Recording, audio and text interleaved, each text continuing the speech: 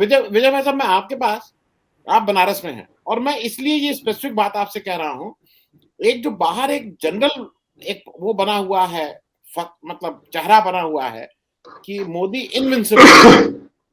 मैं सिर्फ बनारस की बात कर लूं, ये जो विधानसभा का इलेक्शन हुआ, मोदी जी वहां लास्ट के 3-4 दिन उन्होंने खुद कैंप किया और तब बनारस की 8 में से 8 सीटें जीते थे। बनारस के बगल का जो गाजीपुर है, वहां पे 7 सीटें हारे थे, 7 आउट ऑफ 7 हार गए थे।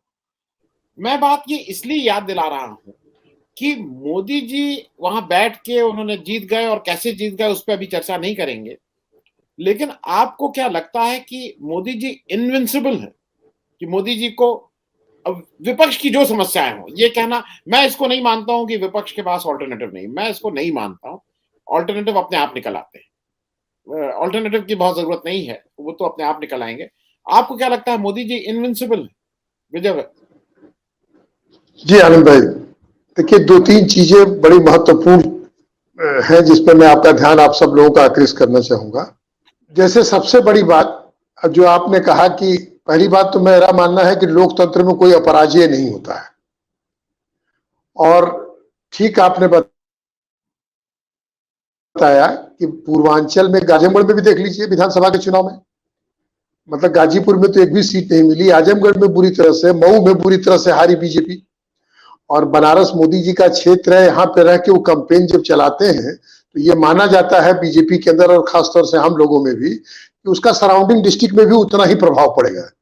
लेकिन अब की बार तो पूरी प्रभाव शून्य हो गया, और बनारस में जो सबसे महत्वपूर्ण सीट थी शहर दक्षिणी दिशा में काशी विश्वनाथ धाम, जो अब कॉरिडोर के नाम से जाना जा रहा है, वहां की सीट कैसे जीती है ये चर्चा करने की जरूरत नहीं, आप सबको पता है, जो कि गढ़ होता है भाजपा का पिछले 30-35 साल से है। तो कोई भी लोकतंत्र में अपराजय नहीं है। दूसरा जो सबसे बड़ी बात है, जिस तरफ आपने ध्यान आकृष्ट किया 2024 के इलेक्शन को लेके, उस चीज पे हम लोग पिछले 4-5 महीने से ये मंथन कर रहे हैं, खासतौर से जब भी आता है कि 303 सीटें जो है मोदी जी की, वो क्या ये रिपीट होगी या उससे ज्यादा आएंगी। तो मैं आपकी बात से 100% सहमत हूं, बल्कि उससे एक स्टेज और आगे जाके मैं बताऊंगा कि वो अब मुझे कहीं से संभव नहीं लगता है। कारण देख लीजिए, बंगाल में अगर आज ममता बनर्जी की गवर्नमेंट रिपीट नहीं होती तो मैं ये मानता हूं कि बीजेपी की सीटें पिछली बार से ज्यादा आती।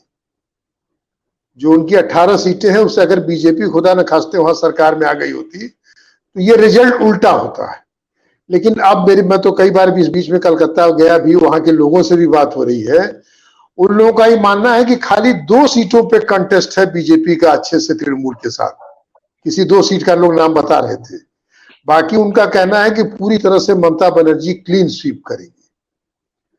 दूसरा आप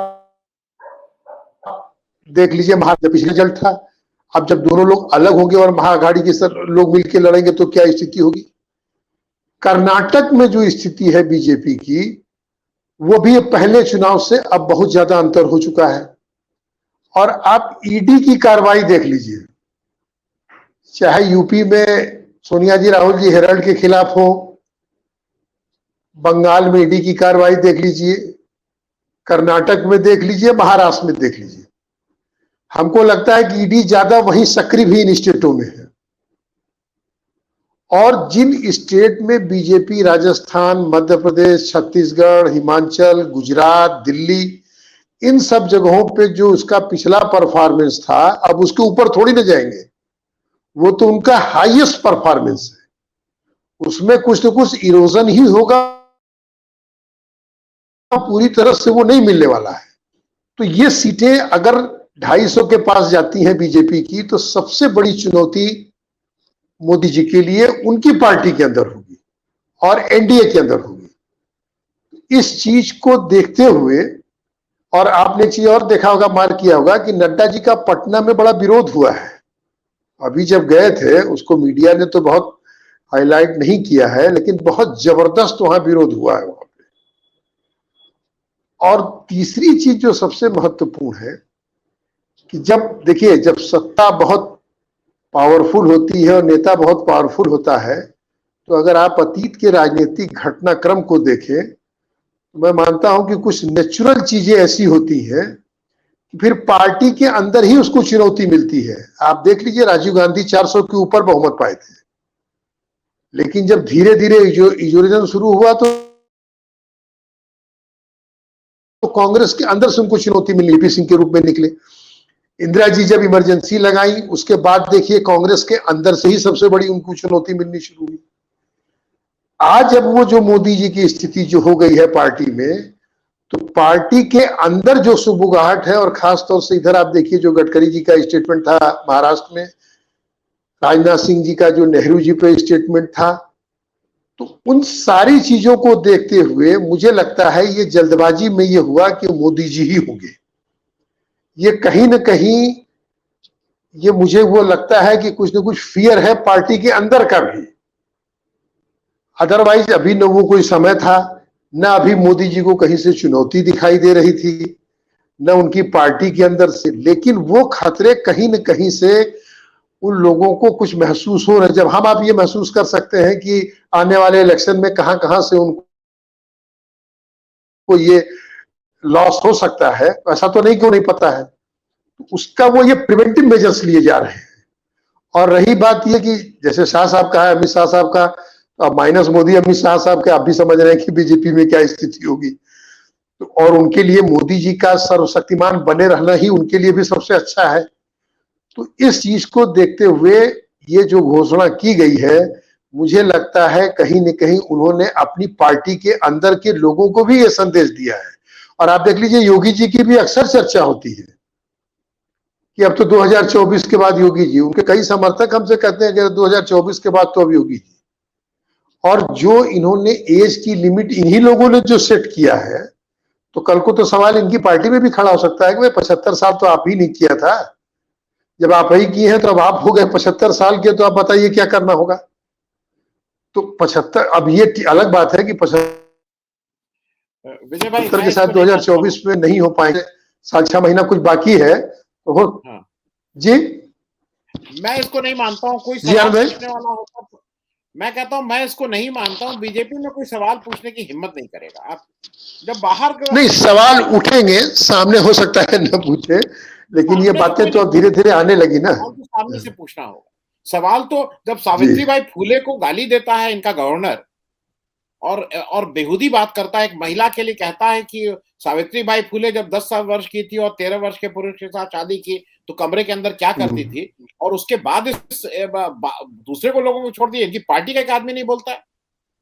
महाराष्ट्र का एक बीजेपी का एमएलए या सांसद कॉर्पोरेटर बोला, इतनी गंदी बात उस गवर्नर ने कही। मैं तो सार्वजनिक रूप से कह रहा हूं, और इसके लिए जो भी होगा उसको भुगतने को तैयार है।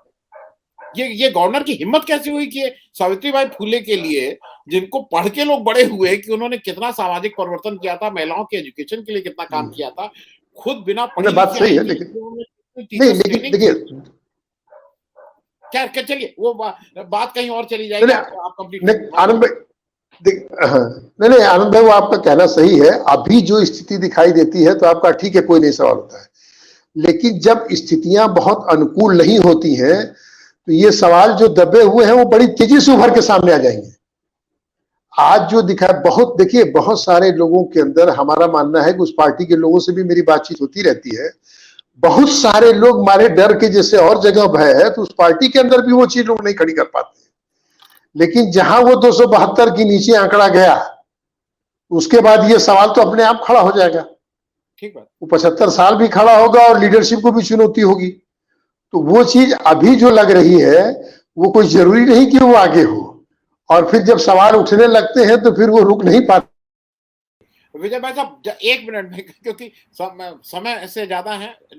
विजय भाई साहब माफ कीजिएगा, समय का थोड़ा वो हो गया। विजय भाई साहब क्लोजिंग कमेंट। नहीं आनंद भाई, देखिए मैं पाठक जी की बात से बहुत हद तक सहमत हूं, और जब विपक्ष कमजोर होता है तो ये समझिए जनता की आवाज कमजोर होती है, जनता की ताकत घटती है। तो ये बात सही है कि अगर जनता स्वयं में नहीं उठ खड़ी होगी, विपक्ष को कौन मजबूत करेगा, जनता ही तो करेगी। और विपक्ष जो होता है वो सत्ता के खिलाफ जनता की आवाज होता है। तो जनता अपनी ही आवाज को जब कमजोर कर देगी तब तो फिर सत्ता और निरंकुश होती जाएगी। तो ये जिम्मेदारी जनता की और इस देश के मतदाताओं की है, और वो अब समय आ गया है। और ठीक है, देखिए ऐसा नहीं है, हमने कहा कि लोकतंत्र में राज्य नहीं होता है। मोदी मीडिया ठीक है, electronic media, print media, main stream media जितने भी हैं वो सत्ता के प्रभाव में है जरूर, लेकिन सोशल मीडिया पे भी जैसे आप कार्यक्रम करते हैं, बहुत सारे इस तरह के कार्यक्रम हैं जो चुनौती पेश कर रहे हैं और लोगों तक बातें पहुंचा रहे हैं। और धीरे धीरे जब ये बातें परकुलेट होकर नीचे तक जाएंगी तो उसका असर होगा। और कहीं ना कहीं वही फियर, मैं फिर अपनी बात दोहराऊंगा, जिसके चलते उनकी जल्दबाजी में उनको ये घोषणा करनी पड़ी कि हमारे मोदी जी ही नेता होंगे।